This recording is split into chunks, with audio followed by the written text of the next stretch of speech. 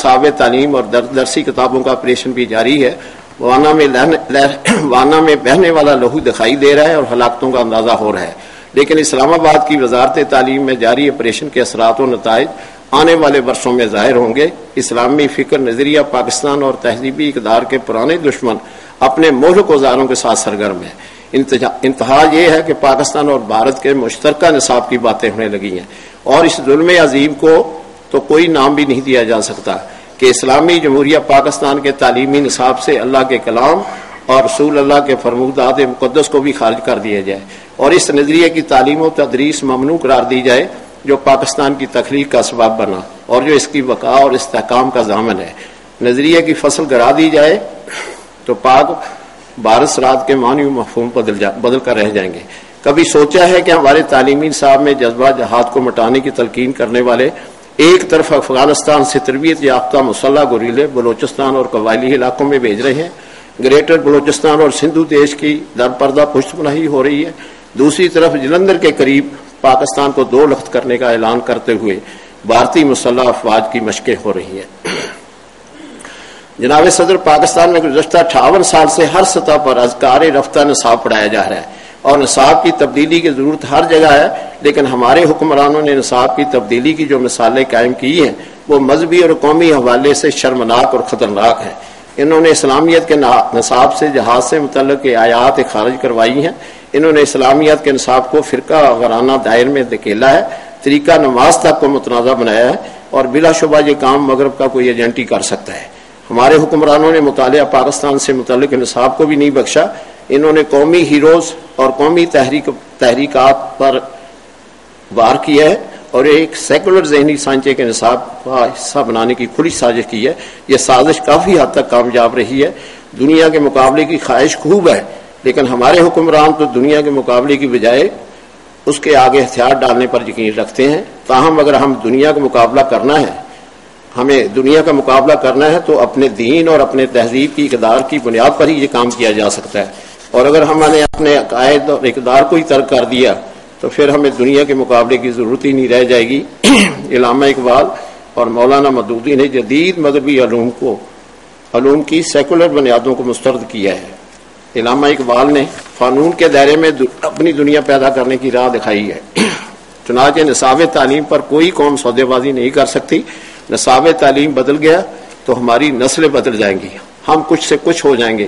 البتہ اگر سر دست نصاب کی تبدیلی سے مراد اسے بہتر اور معیاری بنانا ہے تو اس کی خواہش سب کو ہے، لیکن اس سلسلے میں قوم حکمرانوں اور ان کے رفقا پر اعتبار کرنے کے لیے ہرگز تیار نہیں ہے۔ قومی نصاب میں اسلامی تعلیمات ہمارے وجود اور بقا کی ضامن ہے۔ اگر نئی نسل کو ان سے آگاہ نہیں کیا جائے گا تو وہ اچھے مسلمان نہیں بن سکیں گے۔ پاکستان کی بنیاد کلمہ طیبہ پر رکھی گئی تھی اور اس کے وجود اور بقا کا انحصار بھی انہی نظریات پر قائم رہنے میں ہے۔ جناب صدر، مغرب نواز ایجنڈے کی تکمیل کے لیے کاسہ لیس حکمران مسلسل ایسی پالیسیوں کا نفاذ کر رہے ہیں جو پوری قوم کو اصل اساس یعنی قرآن و پاک سنت کے حامل نظام ہاتھ سے ہٹا کر گمراہیوں کے گڑھے میں دھکیلنے اور سیکولر ریاست کے قیام کا باعث ہو۔ امریکہ کی جانب سے شعبہ تعلیم میں دیے جانے والے فنڈز کم کرنے کی دھمکی کے بعد حکومت پاکستان کی جانب سے نصاب تعلیم کو سیکولر بنانے کی مہم کو تیز کر دیا گیا ہے۔ حکومت امریکہ کو خوش کرنے کے لیے نئی نسل کو اسلام سے دور رکھنے کے لیے سیکولر نظام لانا چاہتی ہے، جس کی ہم مذمت کرتے ہیں۔ جناب صدر مملکت نے نصاب تعلیم میں تبدیلی کی جو بات کی ہے وہ موجودہ تعلیمی نصاب کو عصر حاضر کے تقاضوں کے مطابق ہونی چاہیے، لیکن اگر اس کا مقصد امریکہ و مغرب کی خواہشات کی تکمیل ہے تو یہ ایک نیا محاذ کھولنے اور قوم میں انتشار پیدا کرنے کے مترادف ہے، جس سے حکومت کو احتراز کرنا چاہیے، کیونکہ اس وقت ملک جس بحران کا شکار ہے وہ اتحاد و یکجہتی اور اپنے عقید و ایمان پر سختی سے قائم رہنے کا تقاضا کرتے ہیں۔ امید ہے کہ حکومت اس حقیقت کو فراموش نہیں کرے گی۔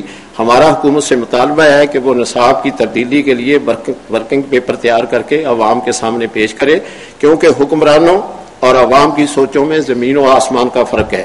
نصاب میں تبدیلی کی گنجائش ہر وقت ہوتی ہے، اگر یہ تبدیلی نہ ہو تو ترقی رک جاتی ہے۔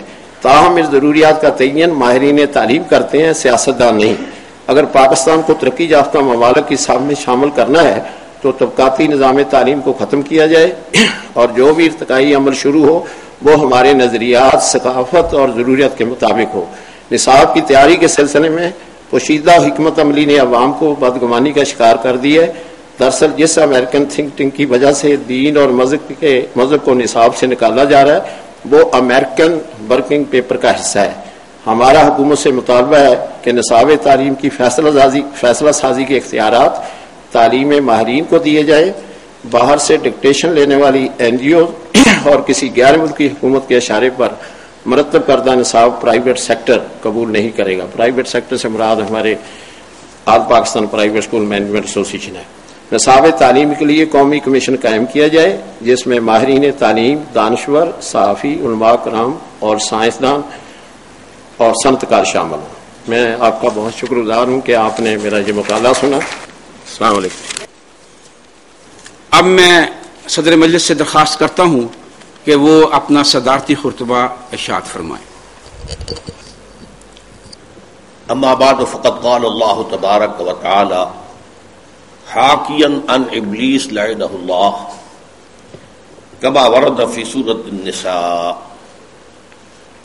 اعوذ باللہ من الشیطان الرجیم بسم اللہ الرحمن الرحیم وقال لأتخذن من عبادك نصيبا مفروضا ولأضلنهم ولأمنينهم ولآمرنهم فليبتكن آذان الأنعام ولآمرنهم فليغيرن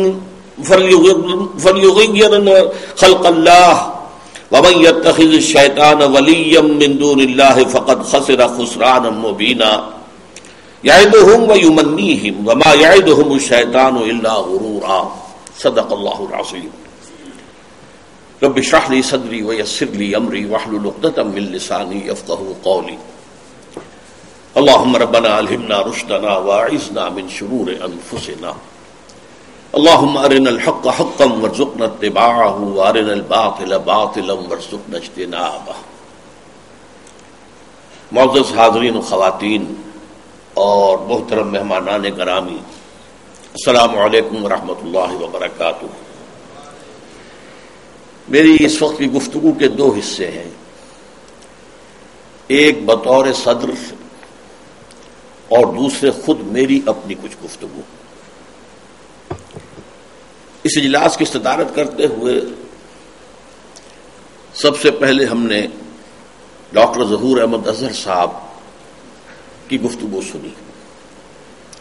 انہوں نے علم کی اہمیت پر جو بھی خیالات ظاہر فرمائے بہت قیمتی ہیں، بہت قیمتی ہیں، بہت قیمتی ہیں۔ پھر جو کچھ معاملہ ہوا ہے کہ جب مسلمان علم تقسیم کر رہے تھے تو ان کا طرز عمل کیا تھا، اور آج جب یورپ علم تقسیم کر رہا ہے تو اس کا طرز عمل کیا ہے، وہ بھی بخوبی سامنے آ گیا۔ البتہ یہ کہ جو عنوان آج کا تھا کہ آج کے موجودہ نصاب تعلیم میں جو مبینہ، یا جس کے لیے زیادہ صحیح لفظ عزیزم عاقب سعید نے استعمال کیا، نام نہاد جو روشن خیالی کا پیوند لگایا جا رہا ہے، اصل میں وہ اس کا موضوع تھا۔ غالباً جسے انہوں نے اپنی گفتگو کو شارٹ ہینڈ میں کرنے سے تعبیر کیا ہے، اس میں سے شارٹسٹ ہینڈ جو ہے وہ یہی رہ گیا ہے کہ اس موضوع پر ان کے خیالات سامنے نہیں آ سکے۔ جہاں تک پروفیسر مہدی حسن صاحب کا تعلق ہے، انہوں نے یہ مبینہ ذہن سے خارج کر دیا۔ روشن خیالی ایز سچ، اس کے بارے میں اس بات کو سمجھ لیجئے کہ سب سے زیادہ روشن خیالی دنیا میں اسلام نے پیش کی، یہ تاریخ ہے۔ آپ رینائسنس سے بات شروع کر رہے ہیں، پری رینائسنس کو کیوں بھول جاتے ہیں؟ کیا یورپ ڈارک ایجز میں نہیں تھا؟ کیا سائنس اور فلسفے کی تعلیم حرام نہیں تھی؟ آپ نے خود بتایا، سزا ملتی تھی کتاب شائع کرنے پر۔ یہ کس نے وہاں روشنی پھیلائی؟ کیا یہ ہسپانیہ کی یونیورسٹیاں نہیں تھیں؟ کیا یہ تلیتلا اور قرطبہ اور گرناطہ کی یونیورسٹیاں نہیں تھیں؟ تو معلوم ہونا چاہیے کہ روشن خیالی، جو قرآن یہ کہتا ہے وَلَا تَقْفُ مَا لَيْسَ لَكَ بِهِ عِلْمٌ إِنَّ السَّمْعَ وَالْبَصَرَ وَالْفُؤَادَ كُلُّ ذَلِكَ كَانَ عَنْهُ مسئولا۔ توہمات کے پردے چاک کر دو، علم کے اوپر اپنی بات کا اپنا بنیاد قائم کرو، اس لیے کہ تمہیں ہم نے علم کے حصول کے جو ذرائع دیے ہیں، سماعت ہے، بصارت ہے، تمہارا یہ دماغ ہے، کمپیوٹر ہے،